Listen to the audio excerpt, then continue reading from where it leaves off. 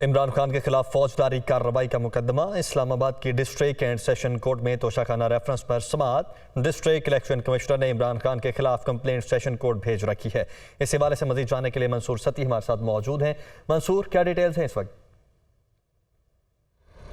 हाँ जी बिल्कुल, Islamabad district and session जज की अदालत जो ज़फ़र इकबाल हैं उन्होंने इब्तदाई तौर पर केस की समाअत की है और district election commission Waqas Malik अपने वकील के हमरा अदालत में पेश हुए और बाकायदा तौर पर उन्होंने बयान हल्फी जमा करवाया है कि मुझे इलेक्शन कमीशन की तरफ से इस मुकदमे की पैरवी करने के लिए नामजद किया गया और वो अदालत में उन्होंने बयान हल्फी दिया है जिसमें कहा गया है कि इमरान खान ने गलत प्रैक्टिस की है तोशाखाना में और इस हवाले से जो रेफरेंस भेजा गया है उसकी बाकायदा तौर पर उसका फौजदारी मुकदमे का आगाज़ किया जाए और आज इब्तदाई उसकी समाअत हुई है, बयान हल्फी जमा करवा दिया है। ताहम अदालत की जानिब से जो डिस्ट्रिक्ट इलेक्शन कमिश्नर हैं उनको कहा गया है कि क्या कोई आप पे कोई प्रेशर तो नहीं है जिसकी वजह से आप ये जो मुकदमा है ये दायर कर रहे हैं। तो दूसरी जानिब जो district election commissioner Waqas Malik हैं उनका ये कहना था कि मैं अपनी जो